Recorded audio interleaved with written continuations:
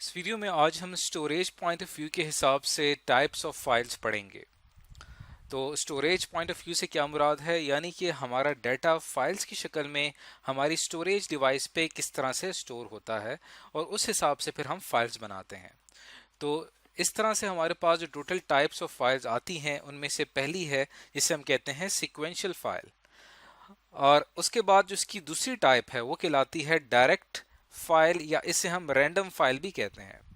इसी तरह जो इसकी तीसरी टाइप है इसे हम इंडेक्स्ड सिक्वेंशियल फाइल कहते हैं। ये तीनों टाइप्स जो हैं हमने तीन कैटेगरीज में डिवाइड किया है स्टोरेज के हिसाब से। तो सबसे पहली टाइप की तरफ चलते हैं जो कि है सिक्वेंशियल फाइल, और जानते हैं कि ये क्या होती है।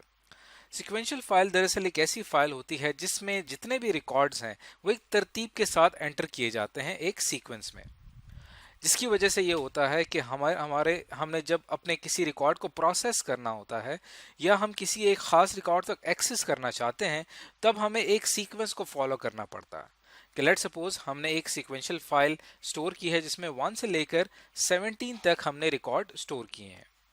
अब ये तमाम रिकॉर्ड जो हैं ये एक सीक्वेंस में हैं, यानी पहले फर्स्ट, सेकंड, थर्ड, फोर्थ, ये तमाम रिकॉर्ड्स हैं।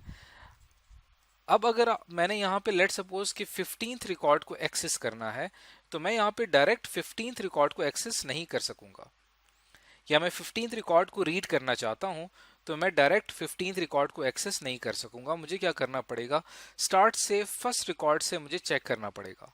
पहला रिकॉर्ड चेक होगा और उसके अंदर ये देखा जाएगा क्या ये आपका रिक्वायर्ड रिकॉर्ड है, यानी पहला रिकॉर्ड रीड होगा, उसके बाद सेकंड, उसके बाद थर्ड, उसके बाद फोर्थ, यानी आप एक सीक्वेंस को फॉलो करते करते जब आप 15th रिकॉर्ड पे पहुंचेंगे वहां पे आपको आपका रिक्वायर्ड रिकॉर्ड मिल जाएगा और फिर वहां से वो रिकॉर्ड एक्सेस कर लिया जाएगा। तो इस वजह से हमारा जो सिक्वेंशियल फाइल्स होती हैं ये ज़्यादा प्रोसेसिंग टाइम लेती हैं। अब ये जो सिक्वेंशियल फाइल हैं ये दरअसल हमारी जो ओल्डर स्टोरेज थी, जो हमारी पुरानी स्टोरेज थी, जैसे कि हम मैग्नेटिक टेप्स का इस्तेमाल करते थे, वहाँ पे सिक्वेंशियल फाइल का इस्तेमाल किया जाता था और इसके अंदर हम रैंडमली किसी भी फाइल तक एक्सेस नहीं कर सकते।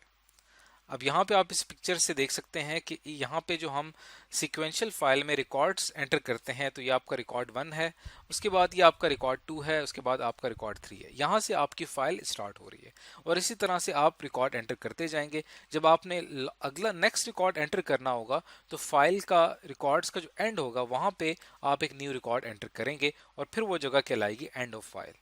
तो ये दरअसल कहलाती है सिक्वेंशियल फाइल, जो कि हम अपनी फाइल मैनेजमेंट सिस्टम में इसका इस्तेमाल करते हैं। उसके बाद सिक्वेंशियल फाइल को रिप्लेस किया डायरेक्ट फाइल ने या रैंडम फाइल ने। इसके अंदर हमारा डाटा स्टोर होता है, लेकिन हमारा जो डाटा स्टोर होता है हर वैल्यू को हम एक खास एड्रेस असाइन करते हैं। लेट सपोज यहाँ पे आपने एक रिकॉर्ड एंटर एक आपने यहाँ पे एक रिकॉर्ड एंटर किया है R1, उसके बाद आपने अगला रिकॉर्ड एंटर किया है R2, उसके बाद आपने अगला रिकॉर्ड एंटर किया R3। इस तरह से आप रिकॉर्ड एंटर करते जा रहे हैं, लेकिन आपने क्या करना है कि हर रिकॉर्ड के साथ उसका एक खास एड्रेस वैल्यू आप उसको असाइन करेंगे। ये जो एड्रेस है ये दरअसल उस रिकॉर्ड की आइडेंटिफिकेशन के लिए इस्तेमाल होता है, जहां पे हम उस रिकॉर्ड को आइडेंटिफाई कर सकते हैं। अब ये जो आपका एड्रेस है ये कोई भी वैल्यू हो सकती है कि लेट सपोज रिकॉर्ड 1 को आपने एक वैल्यू असाइन कर दी है 01। इसी तरह ये जो आपके पास R2 है इसको आपने वैल्यू असाइन कर दी 02। उसके बाद जो R3 इसको आपने वैल्यू असाइन कर दी 0। तब तो ये तमाम एड्रेसेस हैं। तो डायरेक्ट फाइल्स में ये होता है कि आप अगर R3 को एक्सेस करना चाहते हैं तो ऐसा नहीं है कि पहले आप R1 को प्रोसेस करेंगे, फिर आप R2 को प्रोसेस करेंगे और फिर आप R3 की तरफ आएंगे, बल्कि आप R3 की तरफ डायरेक्ट एक्सेस कर सकते हैं। उसके लिए हमें क्या करना पड़ेगा, हमें यहाँ से इसका ये जो एड्रेस है ये हमें कॉपी करना पड़ेगा अपने पॉइंटर वेरिएबल में। इसके लिए हम क्या करते हैं कि पॉइंटर वेरिएबल बनाते हैं। ये पॉइंटर वेरिएबल क्या करता है कि हमारे रिक्वायर्ड रिकॉर्ड की जो एड्रेस है वो अपने अंदर स्टोर करता है। तो ये जो हमारा पॉइंटर होता है ये दरअसल डायरेक्ट फाइल्स के अंदर डाटा को रीड करने के लिए इस्तेमाल होता है। तो डायरेक्ट एक्सेस जो है वो डायरेक्ट एक्सेस या डायरेक्ट फाइल्स जो होती हैं वो सिक्वेंशियल एक्सेस के मुकाबले में ज़्यादा फास्ट होती हैं, इन्हें रैंडम फाइल्स भी कहा जाता है।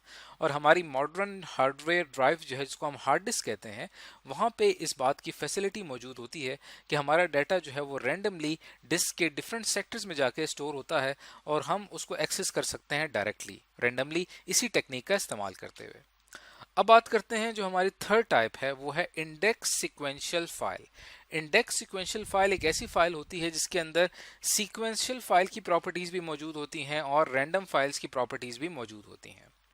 यानी इसके अंदर हमारी हर वैल्यू स्टोर्ड होती है सीक्वेंशियली, हम एक सीक्वेंस को फॉलो करते हैं। लेट सपोज यहाँ पे आपने एक रिकॉर्ड एंटर किया है, नंबर 1, नंबर 2, नंबर 3, इस तरह हम एक सीक्वेंस वाइज अपना रिकॉर्ड एंटर करते हैं। लेकिन हम क्या करते हैं कि सीक्वेंशियल एक्सेस या सीक्वेंशियल स्टोरेज के साथ साथ हम क्या करते हैं कि एक अपना हैश टेबल इसके अंदर क्रिएट करते हैं।